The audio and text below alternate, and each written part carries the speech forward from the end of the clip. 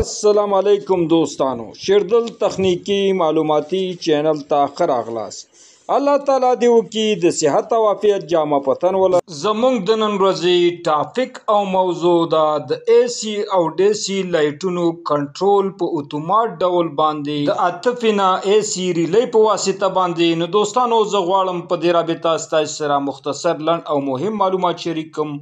نو دوستانو دا ویډیو مسکیپ کوئ تر اخره پورې وګورئ ترڅو د دې ډایګرام او کنیکشن او ویرینګ څخه ځانونه برخمن کړئ او تاسو وکولای شئ په خپلو کورونو کې اے سی او ډي سی دواړو لیټونه څخه په اتومات ډول باندې استفاده وکړئ. راځو دوستانو د اے سی او ډي سی اتومات سرکټ ویرینګ کنیکشن ډایګرام طریقې ته د دې سیستم د برابرولو لپاره دوستانو موږ ضرورت لرو څو مهمو برقي وسایلو ته چې عبارت دي. اولو یو عدد د پوله ام سی بی بریکر ته، دوهم یو عدد اتفینا اے سی ریلی ته، دریم یو عدد 12 ولټه بیټری ته، څلورم یو عدد اے سی بلب ته چې په 220 ولټ باندې کار او فعالیت اجرا کوي، پنځم راځو یو عدد ډي سی بلب ته چې په 12 ولټه باندې کار او فعالیت اجرا کوي. د دې مهمو وسایلو د کمپلیټ کېدو او پوره کېدو څخه وروسته دوستانو راځو د دې اتومات سرکټ چې په اے سی او ډي سی دواړو سپلایانو باندې کار او فعالیت اجرا کوي. نو راځو د دې اتومات سرکټ د کنیکشن ویرینګ او ډایګرام طریقې ته. اول راځو د 220 ولټ اے سی ویرینګ او کنیکشن طریقې ته. اول 2 پوله ام سی بی بریکر ته فاز او نیوټرل اے سی 220 ولټ سپلای او کنیکشن کوو.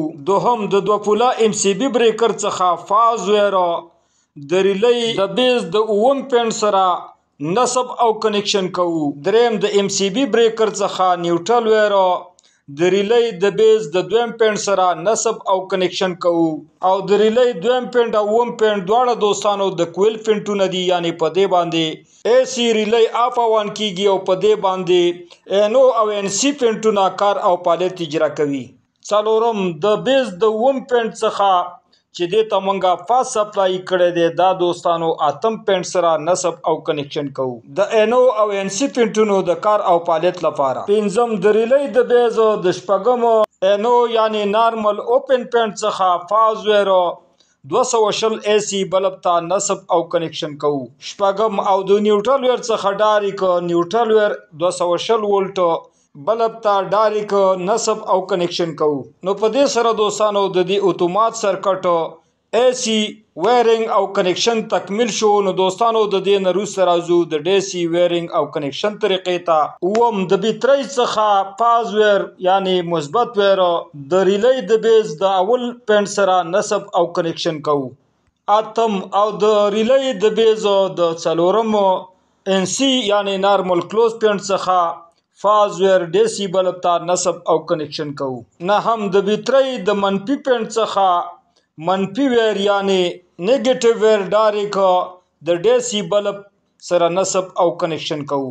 نو په دې سره دوستانو زمونږه اتومات اے سی او ډي سی سرکټ کمپلیټ شو. نو دوستانو په دې طریقه باندې تاسو کولای شئ په خپل کورونو کې ډي سی او اے سی سیستم لپاره اتومات سرکټ جوړ کړئ. نو دوستانو دا وا زمونږ د نن ورځې ټاپک او موضوع. دوستانو که غواړئ بر تخنیک څخه ځانونه برخمن کړئ او خپل هر قسم برقي وسایل په خپل کورونو کې ترمیم او جوړ کړئ. نو دوستانو که زما چینل مو تر اوسه پورې نوی سبسکرایب کړئ نو مهرباني وکړئ زما چینل سره سبسکرایب کړئ او که دا ویډیو مو خوښ شوی در سره لایک او شیر کړئ د خپل مرګرو سره ترڅو خیر او پیدې ټولو ته ورسیږي. دوستانو ستاسو د توجه او لیدو څخه یو نړۍ مننه. السلام علیکم.